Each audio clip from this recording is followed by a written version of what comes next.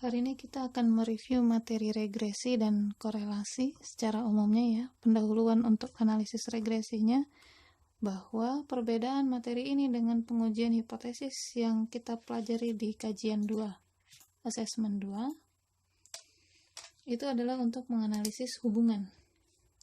Jadi kita mau melihat bahwa tujuannya adalah untuk menganalisis hubungan antara variabel satu dengan variabel lain.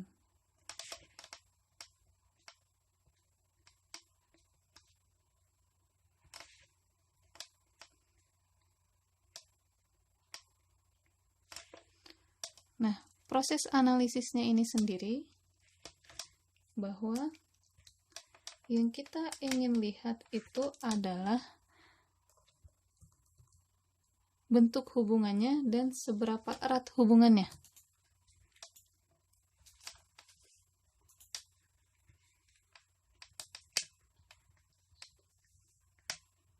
Jadi kita mau menganalisis bentuk hubungannya bagaimana, cenderung ke berbanding lurus atau berbanding terbalik ya. Jadi ini pembahasan bentuk hubungannya atau secara hubungan fungsionalnya itu menggunakan analisis regresi.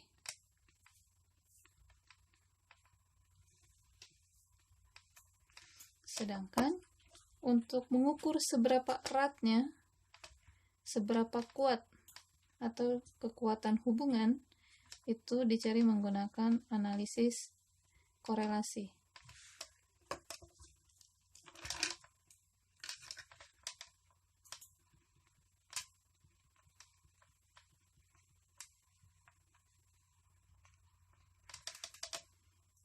Ya, jadi kita mau lihat misalnya ada tidak sih hubungan antara meningkatkan biaya pemasaran dengan volume produk yang terjual. Jangan-jangan proses pemasarannya itu tidak efektif sehingga tidak mempengaruhi terhadap penjualan, misalnya seperti itu. Nah, ini dianalisisnya menggunakan analisis regresi dan korelasi. Pembahasan kita yang pertama adalah tentang analisis regresinya dulu.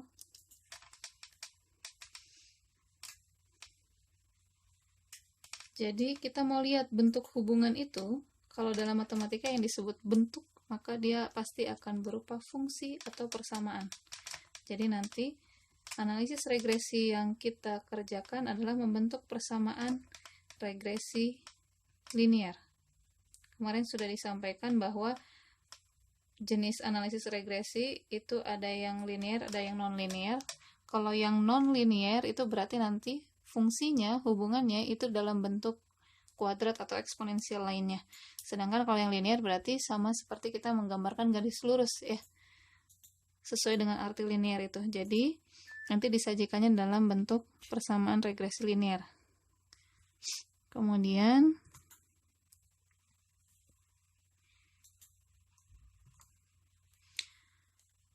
persamaan regresi linear otomatis kalau ada persamaan tadi ya, kita mau menganalisis antara hubungan antara satu variabel dengan variabel lain, kita mau memisahkan nama variabelnya. Jadi pada analisis regresi ini kita harus memperhatikan variabelnya. Ini berlaku juga untuk yang korelasi ya, secara umum ada di regresi dan di korelasi. Jadi variabel yang kita perhatikan itu kita beri nama, ada yang disebut dengan variabel dependent atau terikat, dan ada yang disebut dengan variabel independent.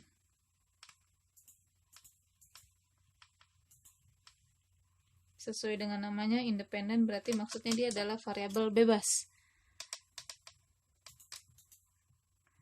Sedangkan yang dependent tadi adalah terikat. Maksudnya bagaimana? Berarti nanti sama seperti kalau kita punya suatu fungsi y sama dengan sekian x tambah sekian misalnya. Maka x-nya menjadi variabel bebas. Di sini variabel bebas ini maksudnya dia akan menjadi penyebab. Atau ini yang kita inputkan. Diinputkan sesuai dengan kondisi, bebas bagaimana situasi, kondisi disesuaikan. Atau dia bisa juga disebut dengan menjadi penyebab. Menjadi penyebab hubungan antara Y dan X. bagaimana hubungannya. Sedangkan kalau yang terikat, ini adalah variabel yang justru akan dijelaskan, akan diprediksi. Akan dijelaskan oleh variabel independen.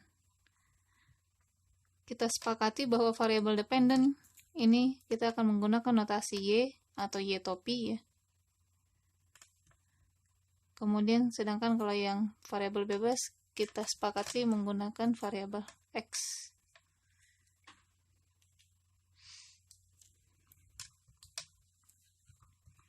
Dan persamaannya nanti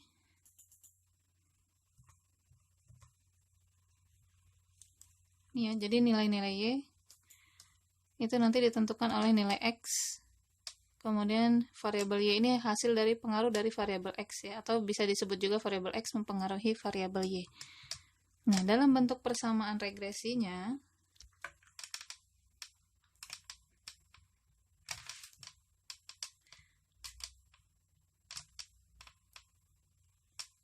karena kita menggunakan persamaan regresi linear, jadi persamaannya akan seperti ini. Kemarin sudah disampaikan ya.